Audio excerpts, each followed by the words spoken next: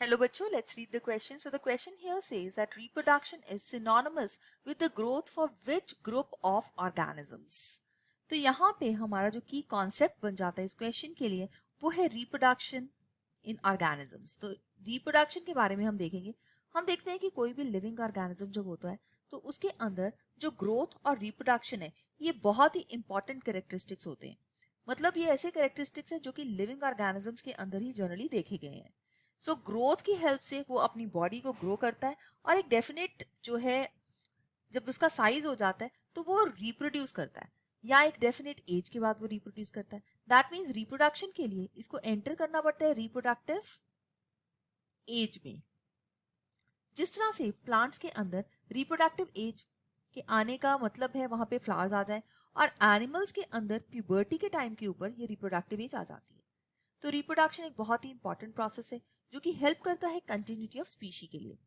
लेकिन कई ऑर्गेनिजम्स इस तरह के हैं जिनमें अगर रिप्रोडक्शन होती है और ग्रोथ होती है तो वो एक ही चीज है। सो लेट्स सी, हमारे पास कुछ यूनिसेलर ऑर्गेनिजम्स है।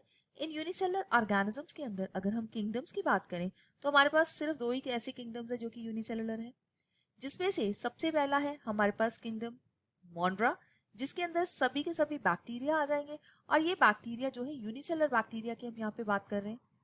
एंड सेकेंडली हमारे पास है किंगडम प्रोटिस्टा। सो प्रोटिस्टेंस और मॉन्ड्रन्स दोनों ही यूनिसेलर है।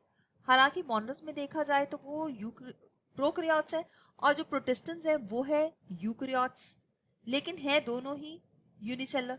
तो हम एक एग्जांपल देखते हैं यहाँ पे। This is a kind of a protist जिसको हम अमीबा बोलते हैं। तो अमीबा ने जिस तरह से इसने ग्रोथ करनी है साथ के साथ है इसने रिप्रोडक्शन भी कर लेनी है, बिकॉज ये बाइनरी फिशन करता है।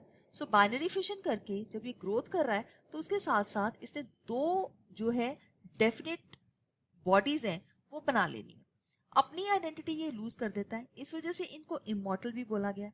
तो ऐसे केसेस के अंदर जहाँ पे पेरेंट सेल जो अपनी आइडेंटिटी लूज करके डॉटर सेल में अपने मटेरियल को ट्रांसफर कर देता है, ऐसे में हम कह सकते हैं कि reproduction is synonymous with the growth of these organisms. और ऐसा देखा गया है सिर्फ यूनिसेलुलर ऑर्गेनिजम्स में। तो इस केस में सी पार्ट जो है वो बिल्कुल सही आंसर है इस क्वेश्चन के लिए। जबकि हम देखते हैं कि ए ऑप्शन में लिखा है मल्टी सेलुलर फिलामेंटस ऑर्गेनिजम्स। तो ये जो है ये बिल्कुल ही रॉन्ग ऑप्शन है। फिलामेंटस ऑर्गेनिजम्स में ऐसा नहीं होता, ना ही ये कॉलोनियल ऑर्गेनिजम्स में कुछ ऐसी बात हो रही है। सो यहाँ पे हम बात करेंगे सी ऑप्शन की। So C is the right answer for this question. So I hope you have understood it well. All the best, thank you.